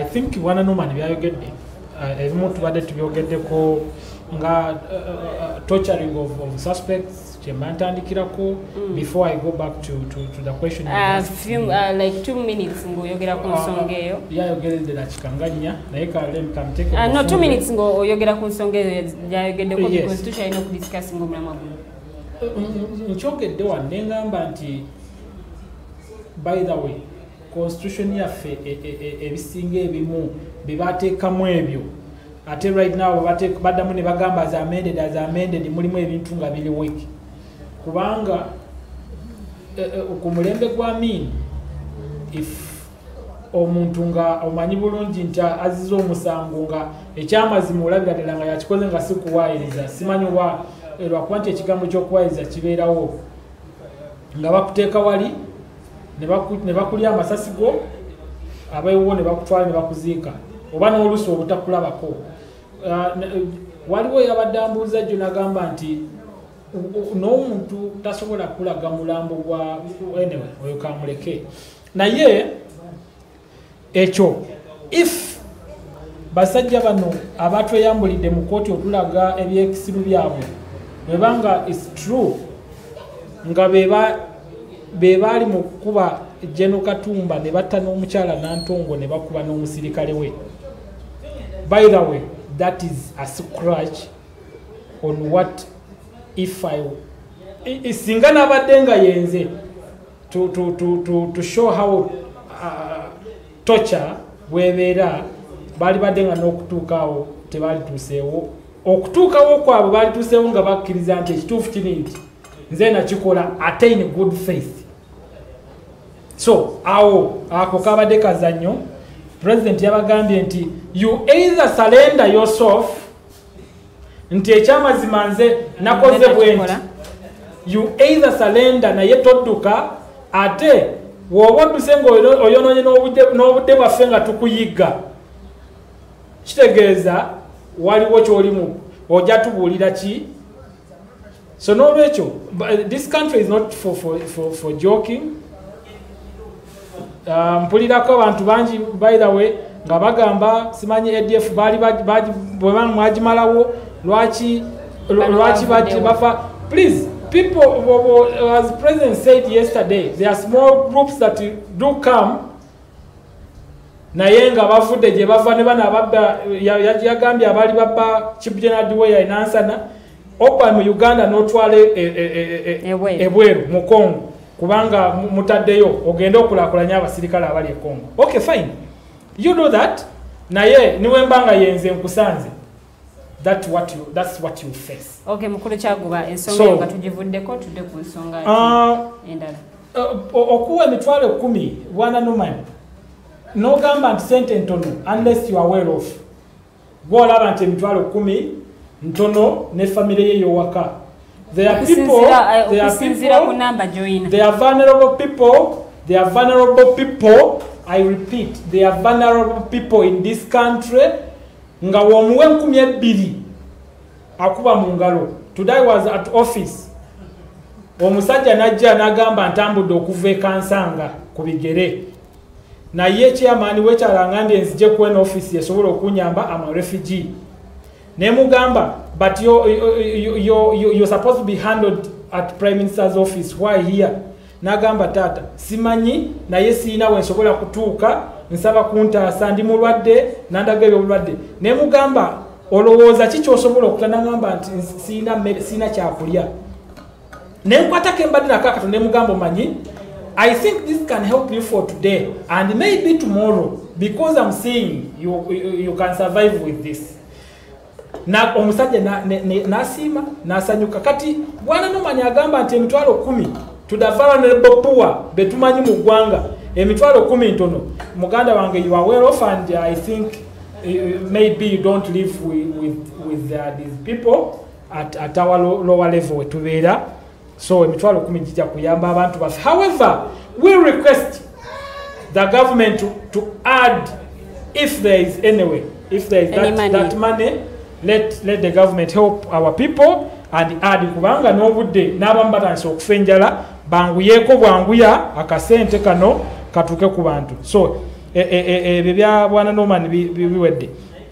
Now amalwaliro agali expensive aga private, we agree until there was a mistake that was done je bakola mu 2003 and 2004 to privatize the economy nga bagala okuyambako okusembeza empeereza ennungi mu bantu baffe bayambeko government. We've seen different countries privatization wekoze naye nga eri monitored by the government. One twali to recent maybe they are doing at the top or at the peak of their capacity, but eventually they are patriotic enough because they wanted to serve and to give a service to our people. There are few people who abagamba nti munaye mukimwalete kya privatization tukifunyemu. They are clique and a few people who says that ne bwana Katikiro Mayiga yachogerako one day nti private sector yabawako n'emwanyi zibayimukuyigirizaako abaganda okulima emwanyi baddeyo kunono yaabwe yamwanyi terimba ne babawa ne ssente nnyingi okuteeka mu gundi yaabwe eyo. So n'olwekyo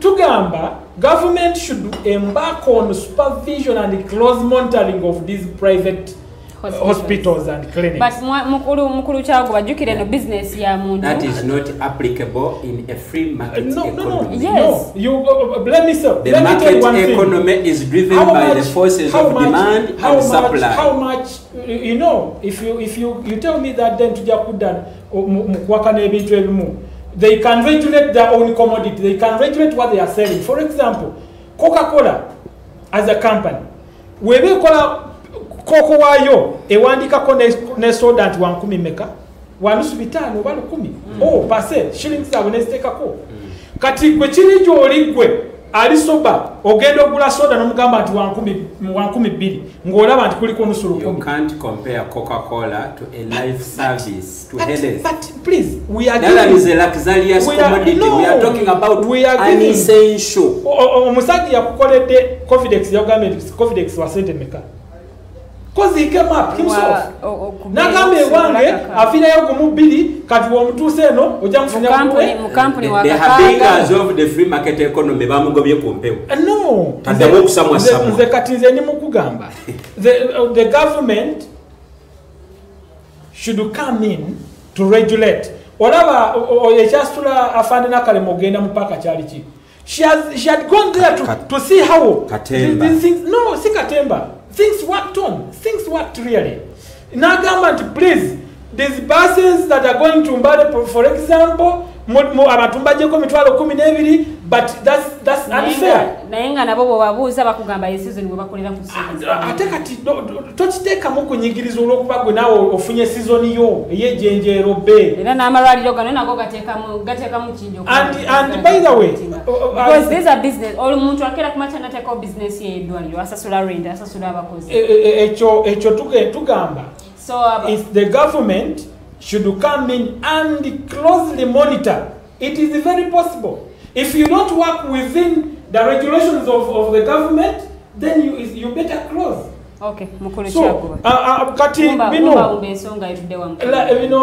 simanyi paramount bichoganira emirambo gy'abantu maybe bali emirambo fere tumanyi I think wabanga abasezi nga bali abantu nga abasezi berakaye kye bakola abekyalangira sub county bagende bali abafu baabwe naye even the law does not allow okusigaza omudwaliro omulambo gw'omuntu. The law says that amateeka gagamba omuntu waba afiiridde ewuwo muwe omulambo gwe agutwala aguziike kubanga ewuwo tolina wogenda guteeka okujjako bwogenda okuteeka mu mochari until when you don't know.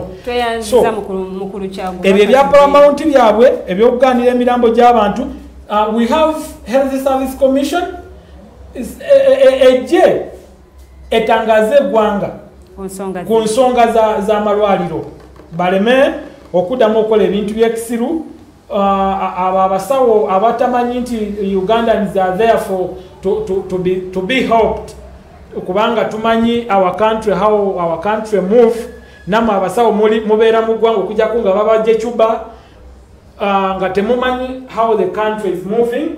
Please, it's now high time you embark on the reserves of the government zeri mukozesa okulaba nti eggwanga lyaffe litambula ate health sector eboominga okusingako ebirala. Tweyanziza mukulu kyago bakatuddeke wa mukulu Mayanja naye ayongere okubanga ayogera ku nsonga zino ez'amalwaliro ag'obwannannyini awamu n'ensonga eza covid. Okusooka byonna njagala tuwunzike. President Museveni atusiba kantuntunu okutulimbamu amagye gali nti UPDF, their sense of nationalism is greater than the rest of us. Fetu bazaala amabeere bayonka kugana agaffe era mu mabeere ago mwe bajja nationalism oyo gwe bapapwetinga.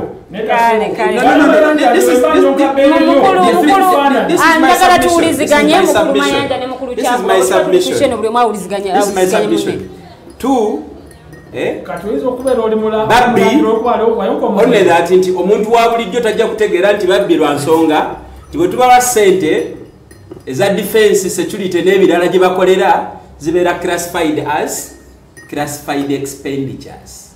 So we don't even have an opportunity to bug rearing to the bone marrows okulaba obubbi bwabwe. Oyagambye bali cheap. No.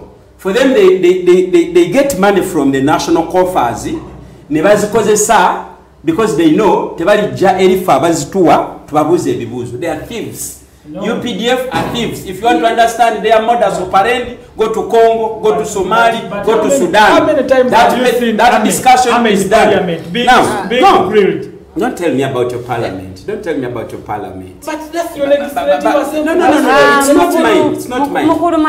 Now, topic. Chombade sobola chirekayo basiza akazigo bade nino chijayo. Now, about nabanjalism, because COVID is no more. We are now dealing with the nabanjalism.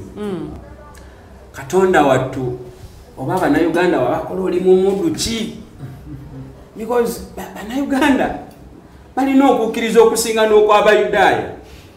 Abayudaaya mweze singa abakime Misiri yabagamba Katonda antumye gye muli bamugamba atukugambye atya munza yenze ngamagamba nebyo otujja wano mweze sinadde nagamba Katonda nti omanyi bali baaganye nanti ngenda baleetera obubonero bwe banakkiriza nakka abaana b'Abamisiri Abayisirayiri balabireko n'abakolera ekkubo mu mugga bwe baatuuka emama gagagande otulumya enjala lwaki totuzaayo. That is how rigged Abayudaaya bwe bali. But look at Uganda. Abana-Uganda is the total opposite y'Abayudaaya.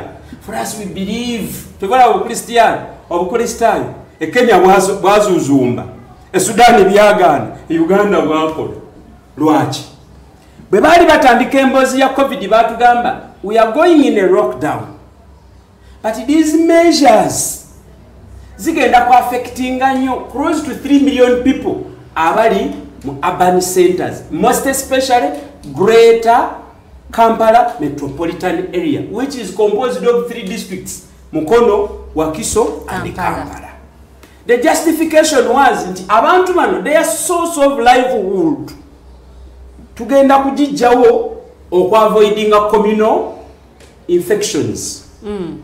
Era ne babatumenyera abatembeyi abatakisi abawereza emmere emirabu abasaluni amabaala badije, you know the categories.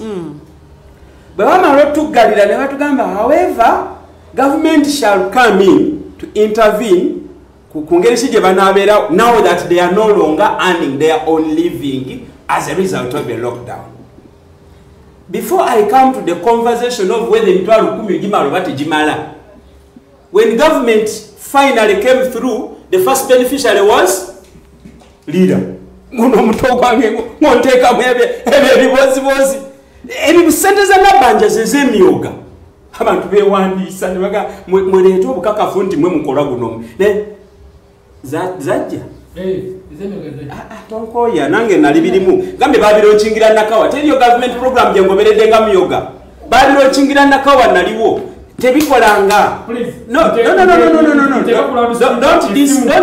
interrupt me. Byebemabanja byatukoledde program yali nti let me tell you mu bitundu gye tubeera badde wano justifyingira no money emitwalo 10 gye gimala. Let me tell you kumuluka abatunga abaluka engato zino ez'emikono bwe bafuna miliyoni 3 eggomero limanyi kumuluka parish like butabika. No.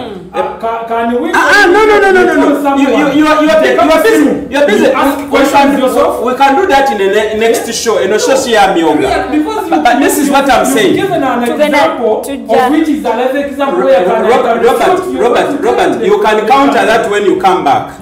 But this is what I wanted you to say.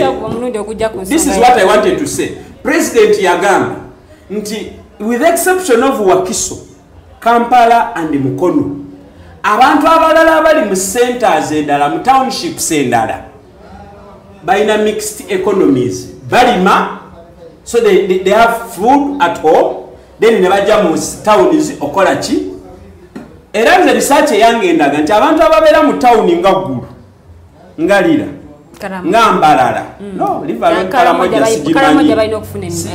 ebyo bireke ebyo tujja bigendako abantu bano bonna tebasula mu zitawuni ezo bw'oba ova mu Mbalala 3 kilometers outside Mbalala tosanga Siramu osanga plantations bananyini plantations ezo bebakola business muki. When you come to Kampala 3 kilometers out of Kampala, what do you see? Slums. That argument was acceptable. Never batuli muna science inganzi. So when the money finally comes, where does it go? A patch. While the minister is struggling, pleading, and no muntu amubuli because the border rider, they won't sanga kumwendanga atamidi. Mewa yogera na era akulaga nti yavugachi. Ono minister weda mwega sema okora mulimuchi. The category they talked about ono simu ya badagwa. Wetaaga Katonda kukwata mchala mama Fina akwataga nene kakande na musumba chawo mulalo bo mulogoroga bakola ebitali bya bulijjo. To you to understand that this is the biggest, God forbid. So we come back to Sente Mitwale 10. Robert. Yes, nabagamba no government ya Uganda etuula katumu ne muwakani. Because if you live in Uganda, you could know that this Mitwale 10 the household for the duration of the lockdown. Nakugambye wano nti stickers emugaba za myezi 6. That is enough. Okulabula abalina emitwe ng'ogwange nti tugenda kubeera mu lockdown kind of environment for 6 months. Government is giving only 100,000 Uganda shillings to a household, not per head. For now. To a house, no, there is no future. Bebaka ya na mlaundi esoka nti akawunga tekamaze nze guno omuntu ogwange mukyagusulika. Kawunga kabula. Nkugambye. Government had talked about a second round of food. Na matage mwadgaba okigali mafugo. Agogote tugabanja kadaga ya tugamba gali mafugo. You see? Kadaga ya tugamba gali. Amata wagaje wanga gali gabana. Gali abachala ba moto. Era against the baga amati gali mafugo na against. But the point I'm trying to drive home. The point I'm trying to drive home. An average household in Kampala, Mukono and Wakiso, a minimum of 7 people. Munju. Truth or false? Obera Kampala, at least gotoli wekatu. An average household, between 3 to 7 people. You better. Now, this household must stay at home for 42 plus days. Let us do a breakdown. And tell me, and tell, because you could be a channel man, and tell me average expenditure per head for 42 days is 500 shillings. For heaven's sake. We are giving you unless project yokwavu waza abantu ebadde deliberating nga mwami Besigye bwayogera to the extent nti mu Koboko abantu badduka ewaka ne bagenda mu refugee camp because refugees in Koboko live a better life than abantu abali. Yes, it is a fact. It but in Koboko it's a village. Why don't I'm telling you mbadde ndabajuze tubadde ndoza tumaliza International Refugee Day. Some of the reports was nti abantu mu Uganda badduka ewaabwe banna Uganda ne bagenda mu refugee camp because banywa kututa. Abalifiji banywa kututa. Bali emmere okitegedde.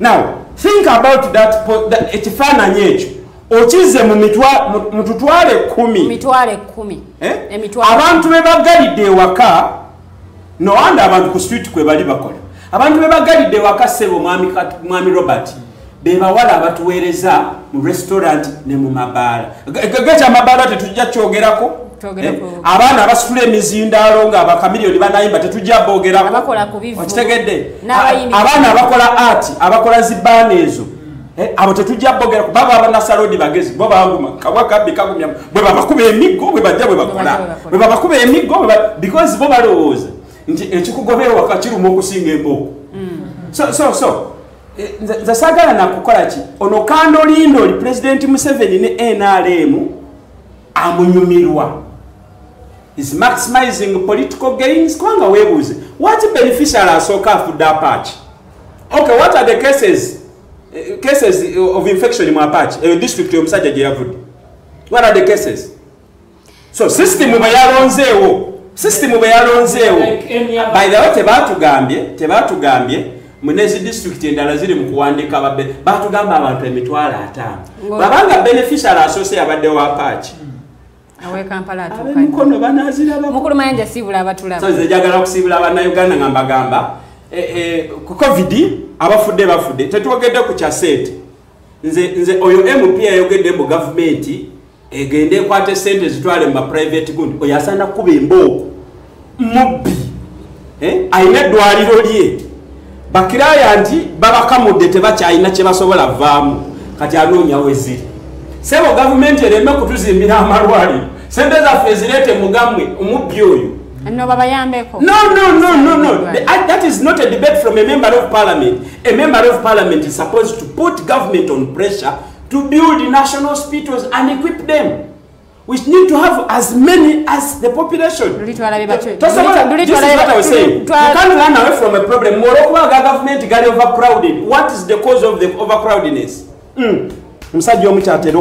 So for me, number went private hospitals mucharginga nange bezija mu nzichovala naga covid bwafanga nama engato yange yakakobe ya masha omulawo gwatakia because ebyo byenina lwachi I am not going to afford no project yajiresa ina byayagala binene I can't handle berunkwata nga abantu ali wakisu muliba Dr. Diana atwine bali bamuchunya atwine Museveni yagaba yakola state of the nationalism bade njaza gama mbo abazukula majita 2020 yali agamba twine so 2020 is a twine but what I'm saying I am not going to fault by investor by entrepreneur because this is profiteering from a war abagezigezi abategeka systems zabo ngabalinda crisis but I want this to be a wake up call to every Ugandan nti bwetugamba nti government President Museveni yebale nnyo because chokati atugamba munalwana mu nsiko it's no longer enough kati batuba tumugamba nti twagala quality health care tatubulira kuzimba ngudo Kongo because we don't need those roads right now. Okay, tuyanze. Alekerawo tugamba we needs money in UPDF because Robert atugambe we have very many professional soldiers, they are redundant. But and so back creating a project we are saying cut down on budgetary expenditure for security and defense president's office etc. Put money in the health system of this country. Are we asking for too much? Mr. Museveni gwe yaja ne Rugabire nga kati mukulu mayanja ogamba nga abazukulu bote balina kye bagenda kukola. Sometimes I get annoyed sijana kusiibula. Tuyanzege mukulu mayanja tasobodde kusiibula. Mukulu kyangu basiibula. Sijja kusiibula because anyway. Tuyanze. Mu tenti empewo yazifuwa. Omuyaga gwazi. Mumawanga amalala the moment you said that tukunoonya ne Jambia. Mukulu kyangu basiibula. Kati nze mbagamba. Emyoga sente gye ziri Abannayuganda abali patriotic enough sente za mwezi babawa nikuma chaka kabera patriotism wali thermometer toyanziza pressure gani muzikozese bulungi zisobola okubazaalira ebibala ebirungi mu ggwanga lino mu Uganda tulina mu sente nyingi ezisobola okugenda mu health sector niwe tubanga tetukatinze budget singa bwana mayanja bwakyogedde we still have our money we have a lot of money jebadeko 10 million kuba producer agamba budde buweddeyo tusiibule eggwanga lyaffe tugenda kuba tulizize engulu singa tukozesa bulungi sente z'eggwanga ez'omusolo nezikola okay wano tetugenda kubanga tusukkawo mannyanze omumbejja luwedde Lydian mu studios badde ne mukulu mayanja Robert awamu ne mukulu Kyaguba Katongole Robert olunaku olw'enkya waliyo snap talk saa 12 paka saawa emu so temugisubwa mukyala Teddy Tenjo wali nnyo okubanga ate asoosootula biki byalina mu store ensonga ki zagenda okwogerako tula olunaku olw'enkya okkalire ate osobola okubanga munnange omanya nti nsonga za family ensonga zaba maids ne bakama baabwe bingi so temubisobola olunaku olw'enkya ng'omukyala Teddy ate ayongera okubanga abituttotolera amanya nze omubejja liwedde Lydian producer abadde mukyala Teddy Tenjo ate nga badde ku kamera ye mukulu Rogers tuli ahawe tusisinkane omulundi ogujja kambagalize weekend ennungi mweraba.